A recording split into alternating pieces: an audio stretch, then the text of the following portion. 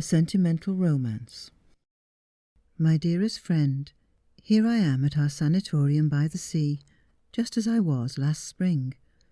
Even my room is the same, only during the winter the wallpaper's been changed, and there's a slight smell of paste still in the room. I don't know how other people feel, but this smell always brings back to me that sweet, gentle melancholy which is so indissolubly linked with the memories of childhood. Perhaps it's clung to me ever since my school days. I remember how in the old times they used to bring me back after the long summer holidays. As you pass through the quite familiar dormitory, the classrooms, the corridors, and everywhere, you detect the smell of paste, of fresh paint, of lime and varnish, and you feel with a sense of troubled melancholy that you are again stepping over a new border of life, and you vaguely regret the past that has been left on the other side. Grey, ordinary, unpleasant, but endlessly dear, just because it is the past, and will never, never repeat itself. That past! What a mysterious, untranslatable charm it retains over one's soul.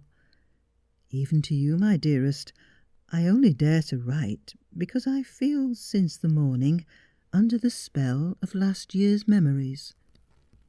I'm sitting at this moment at the writing table, but I have only to lift my eyes from it to see the sea, that very sea with which you and I, do you remember, were so poetically in love.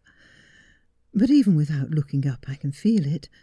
It seems to be rising in a level, dark blue shroud right up to the middle of my window, which is wide open. Over it is the blue sky, quite cloudless and solemnly calm. And under the window an apple tree is in bloom. One of its branches, spreading out, covered all over with delicate blossoms, transparently white in the sunlight and faintly pink in the shade, peeps in over the sill. When a faint wind stirs from the sea, it rocks slightly, as though bowing to me in a friendly greeting, and scarcely audibly rustles against the green barred shutter. I gaze at it, and can never get enough of the swan-like movements of this white branch covered with bloom, which so softly, with such exquisite precision, outlines itself gracefully against the deep, strong, joyful blue of the sea. And I simply want to cry, so touched am I at its unsophisticated beauty. Our sanatorium is drowned, forgive this antiquated comparison, in the white waves of pear trees, apple trees, almond trees and apricot trees, all in bloom. They say that in the language of the old inhabitants, the Circuses, this exquisite little seaside village was called the White Fiancée. What a delightful and fitting name! There seems to emanate from it an atmosphere of coloured language and Eastern poetry, an atmosphere as of something taken straight out of the Song of Songs of King Solomon.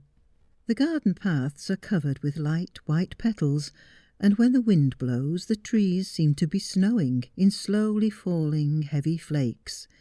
These light snowflakes fly into my room, cover the writing table, and fall on my dress and my hair, and I can't, besides I have no wish, to rid myself of these memories, which agitate me and make my head turn like some old aromatic wine.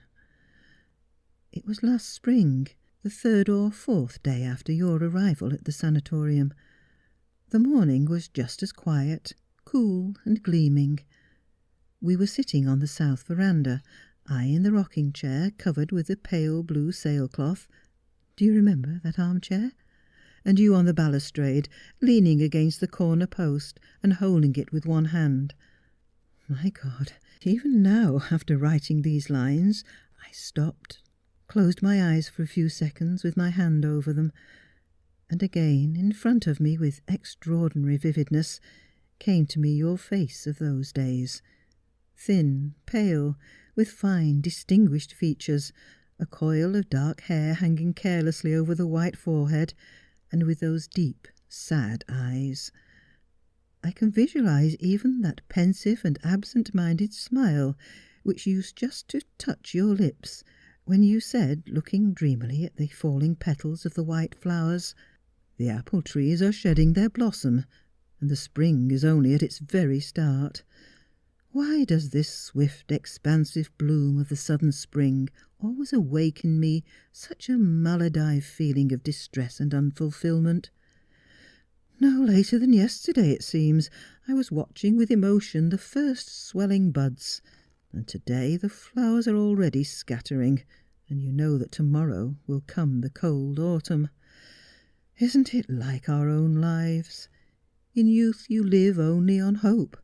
You think that now at once something great and absorbing will seize hold of you, and then suddenly you seem to wake up, and you see that nothing is left but memories and regret for the past, and you yourself are unable to tell at what precise period your real life swept by, the full, consciously beautiful life. You see how well I remember your words. Everything associated with you is imprinted on my soul in bright relief, and I treasure it, admire and delight in it, as a miser does in his gold. I confess even that I have come here exclusively to see once more, even from the window, a morsel of our sea, our sky, to smell the fine aroma of the apple trees in flower, to hear in the evening the dry chatter of the crickets, and to live endlessly over again in imagination those naive, pale memories at whose faintness a healthy person would laugh aloud. Oh, those healthy people, with their rough appetite for life, their depths of strong sensation, permitted them by their strong bodies and indifferent prodigality of soul. They cannot even imagine those untranslatably delicate, inexplicably complex shades of moods through which we pass, we who are condemned almost from our birth to the monotonous vegetation of the hospital, the health resort, and the sanatorium. Here everything is as it used to be. Only you are not here, my dear friend and teacher. Of course you can guess that through the newspapers I have heard of your recovery, and that you are back again in your university chair. Our dear doctor, as fond of life as ever, has confirmed this news, his face glowing with pleasure. Doubtless he attributes your cure to his system of hot baths and his theories of diet. As you know, I don't believe in either treatment. But all the same, I was ready to kiss this kindly and naive egoist for his news of your health. He, on the contrary, is not at all pleased with me. I saw it in the way he shook his head, wrinkling his lips and breathing hard through his nose, with that preoccupied seriousness of his, while he was listening to my chest and tapping it. Finally he advised me to go somewhere in the real south, to Mentone or even Cairo. Advised me with an awkward and jocular prudence, which was a poor mask for the anxiety that kept peeping out from his eyes. Visibly he is afraid of the bad impression that my death will create among his patients, and he wants to save them this unpleasantness.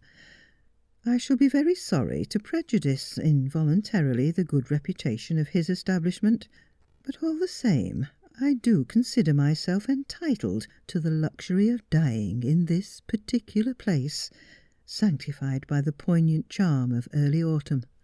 All the more because this will happen much sooner than he expects, perhaps even before the last white petals of my apple tree have fled. I will confess to you, as a secret, that already I cannot go beyond the veranda, and even that is very difficult, though I still have the courage to answer the doctor's anxious, interrogative looks with an insouciant smile. But don't think I am complaining to you in the selfish hope of arousing compassion for myself. No, I merely want to avail myself of the right that a dying human being has to discuss what healthy people are silent about from conventional shyness. Besides, I want to tell you that death does not frighten me, and that it is to you, my dear friend, and only to you, that I owe this philosophic quietude. I understand now perfectly your words. death is the simplest and most normal of all the phenomena of life. Man comes into this world and lives exclusively through chance, but he dies only through inevitable law. This beautiful aphorism has become to me now particularly clear. Yes, you have taught me a great deal. Without you, I should never have reached those slow, delicate delights produced by a book one has just read, a deep and beautiful thought from a creative mind, inspired music, the beauty of sunset, the aroma of a flower, and this, first of all, the soul communion of two refined natures, in which, owing to serious illness, nervous receptivity reaches a point of exaltation, and mutual understanding passes into a silent clairvoyance.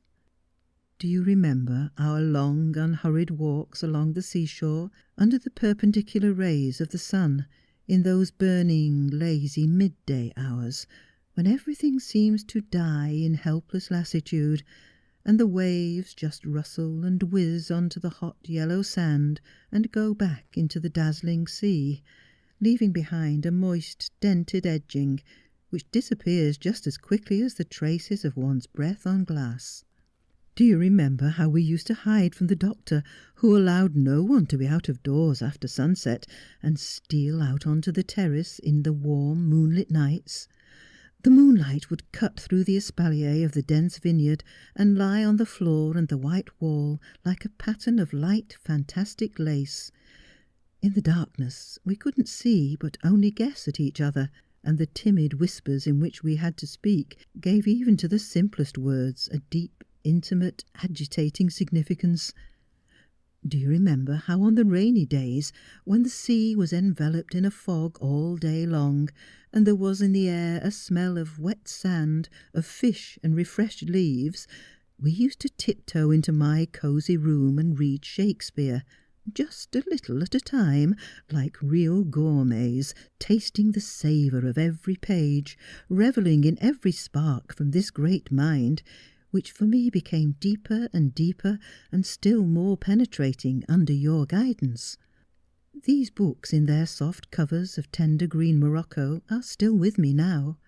On certain pages of them, here and there, are sharp nail marks, and when I look at these remaining symbols, which remind me so vividly of your vehement, nervous enthusiasm for the beauties and abysses of this Shakespearean genius, I am overcome by a quiet, sombre emotion.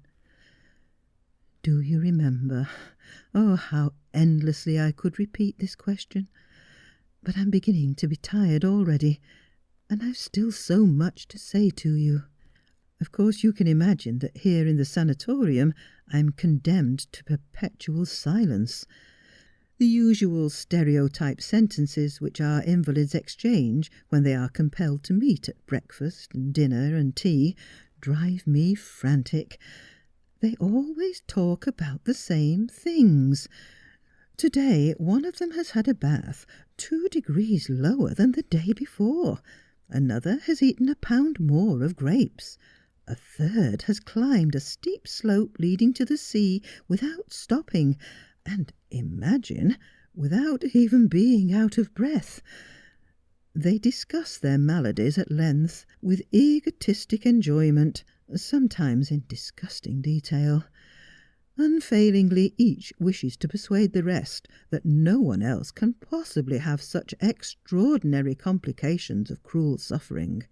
It is a tragedy when two competitors meet, even if it is only a question of a simple headache. Scornful shrugs come into play, ironical, half-hidden smiles and haughty expressions, and the most icy glances. "Oh, what's this you're telling me about your headache? Oh, that's really funny. I can imagine what you would have said if you had endured once the cruel pain that I suffer every day. Here illness is a cause of pride and rivalry, a fantastic warrant for an odd self-respect, a sort of decoration in a way. However, I have noticed this sort of thing among healthy people, but here among sick people it becomes dreadful, repulsive, and incredible. That's why I'm always pleased when I find myself at last alone in my cosy, impregnable little corner. But no, I'm not alone. With me there are always you and my love. There, I've said the word, and it didn't burn my lips at all, as it always does in novels. But I don't even know myself if one can call this quiet, pale, half-mystical feeling love. I'm not going to conceal from you the fact that girls of our class have a much more definite and realistic comprehension of love than is suspected by their parents, who watch modern flirtations through their fingers. At school, one talks a great deal on this subject, and curiosity gives it a kind of mysterious, exaggerated, and even monstrous significance. From novels and the stories of married friends, we learn about mad kisses, burning embraces, about nights of delight, voluptuousness, and goodness knows what. All this we assimilate instinctively, half-consciously, and probably according to individual temperament, depravity, and perspicacity, more or less clearly. In that sense, my love is not love, but a sentimental and amusing play of the imagination. Sickly, puny, and weak from my very childhood, I've always had a horror of everything in which one way or another physical force, rough health, and the joy of life displayed themselves. A horse ridden quickly, the sight of a workman with an enormous weight on his back, a big crowd, a loud shriek, an excessive appetite or a strong odour, all this makes me wince or arouses in me disgusted antipathy. And these are exactly the feelings that I experience when my thoughts are confronted by the real, sensual love of healthy people, with its heavy, inept, shameless details.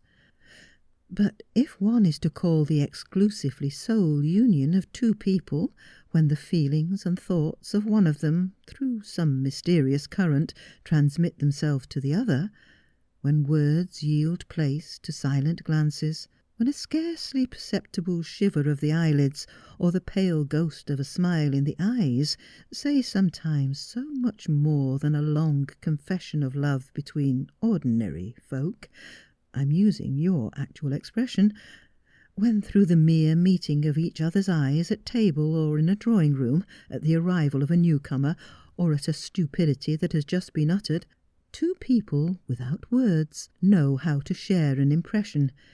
In a word, if relations of this kind can be called love, then I may boldly say that not only I, but each of us has loved the other. And not even with that love which one calls mockingly brother's love. I know this because I have a very clear recollection of one instance, the one instance at which I'm afraid of blushing when I talk about it. It happened on the broken cliff over the sea, in the vineyard summer-house, which is still called, just as it was last year with faded sentimentality, the Arbour of Love. It was a quiet, peaceful morning, and the sea seemed green, with just that alternation of bright and pale green that certain species of malachite have. Sometimes over its quiet surface there would creep an uneven purple spot, the shadow of a cloud.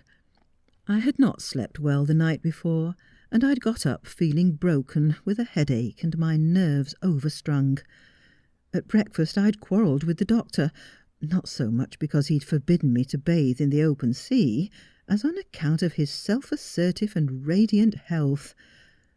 When I complained to you about him in the arbour, I burst out crying. Do you remember the incident? You were disconcerted, and you were saying disconnected but kind, caressing words, cautiously stroking my head as if I were a child.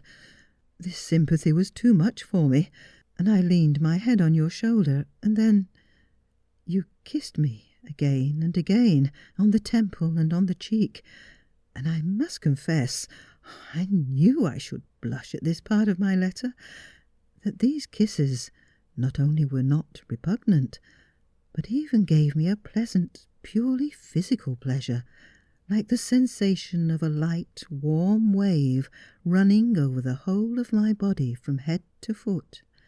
But this was the only instance of that kind. You, my friend, said more than once that for people like us, exhausted consumptives, chastity was not so much a virtue as a duty. All the same, this love, gleaming through my sad sunset, was so pure, so tender, so beautiful in its very malady. I remember when I was quite a little schoolgirl, lying in the infirmary, an enormous, empty, dreadfully high room, lying there for some reason or other apart from the rest of the sick ones, and being intolerably bored. And then my attention happened to be caught by a simple but wonderful thing. Beyond the window, in the moss-covered recess, moss grew almost all over the saliences of that old pre-Catherine wall, a flower had sprouted. It was a real hospital flower, with a corolla like a tiny yellow star, and a long, thin, pale green little stalk. I couldn't tear my eyes from it, and felt for it a sort of pitiful, pensive love. My own beloved one, this weak, sick, yellow little flower, it is my love for you. There, this is all I wished to tell you. Goodbye. I know my letter will slightly touch you, and the thought of this pleases me beforehand, for with a love like this, actually like this, no one has probably ever loved you or ever will love you. It is true that I have one wish. It is to see you in that mysterious hour when the veil will begin to lift itself from my eyes, not to cling to you in senseless terror, but so that in that moment when the will weakens, in the moment of involuntary fear, which, who knows, will perhaps seize me, you might press my hand tightly and say to me with your beautiful eyes, "Courage, my friend. A few more seconds, and you will know all." But I shall resist this temptation. I shall seal my letter at once, write the address, and you will receive it a few days after I have crossed the enigmatic border of knowledge. My last feeling will be one of deep gratitude to you who have illumined my last days with love. Goodbye. Don't be anxious about me. I feel well. There, I've closed my eyes, and over my body there runs once more a sweet, warm wave, as then in the vineyard arbour. My head swims so quietly and pleasantly. Goodbye. End of A Sentimental Romance by Aleksandr Kuprin. Read for Love Stories Volume 1 by Anne Fletcher.